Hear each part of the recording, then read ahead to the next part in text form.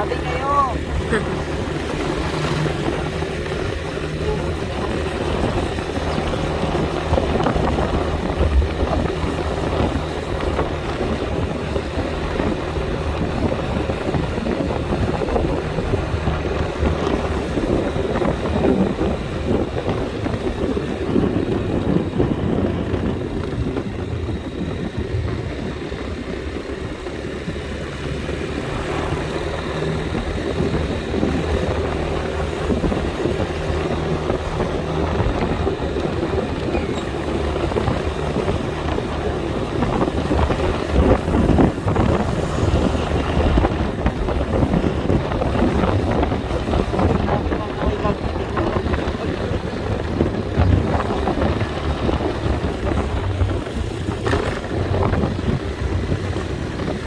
Sa radar. Kahapon kasi sa DepEd po kasi ako. So monitoring ng ng weather. DRRM.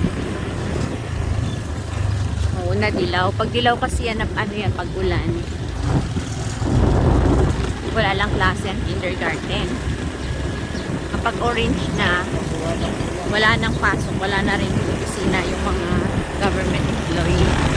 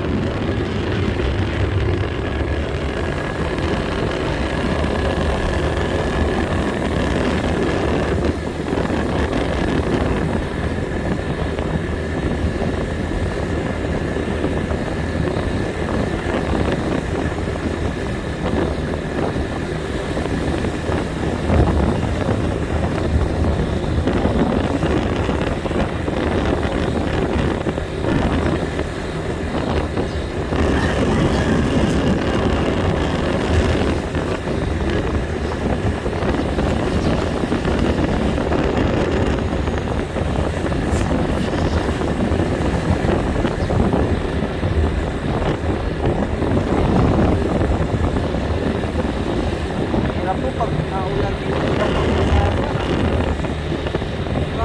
kapag may kanong mga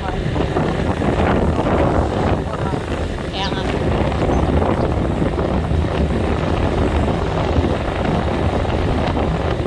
Parang 2 araw, 3 araw na yung Mindanao ang inagulong. pero malayo na sa Palawan ba? Dito sa Puerto Pat, punta ng north ng Bagyo. Pero talaga ang tama. Palawan. Kami po ay family day namin na sa school ngayon, kaya sana nga wala, kaya syempre may presentation ng mga bata.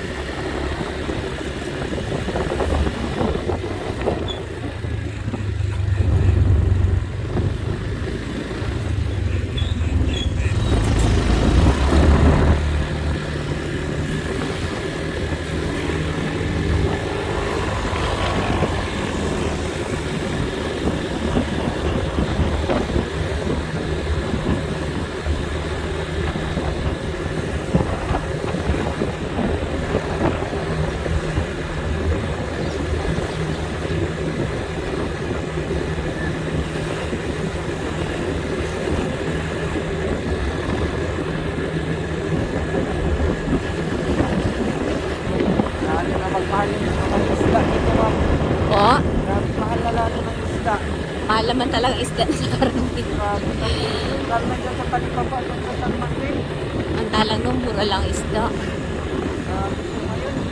Ang layo ng diferensya po pag dito sa palengke. Yung pato nila, 50 na. Maganda yun talaga doon kasi sa Tagpuros, murang-mura pa sila. Nga po.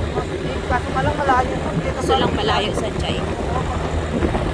Pag nandun ako, nakikita talaga ako. San Manuel, mahal na talaga isda Chay. Grabe po sa San Manuel, ma'am. Kahit na parupok din mo ba ng isda. Nakapunta ng 300. Oo. Ang pahapon nila dyan nakaraan, 450. Sa bayan. Pero doon sa bayan, mura lang, di ba? 390 lang. Ay, mahal pa rin yun. Mahal na yun. Noon, wala ka naman kung isda na below 100. Yung lalo na yung maliliit kahit maliliit. Galunggong nga po ma'am, 260. Oh my gulay. Ano ng klaseng pangingisda nila? Ay kasi mahal ang gasolina. Pag mga grupo-grupo ng mga mangingisda talagang ano, gasolina, yung iba pa nilang gastos. Kawawa dyan yung mga isda. Kasi mura lang nakuha nila. Murang kuha sa kanila tapos may middleman kasi, kumbaga nakailang palit-palit, pili-pili. Pagdating doon sa market, mahal talaga. Sige lang sila kaan ng 20, 10, 30, 10, ganyan. Ano malaki yung pato na, matamba ka dito, 250 na. Sa brook, tag 70 lang yung kilo.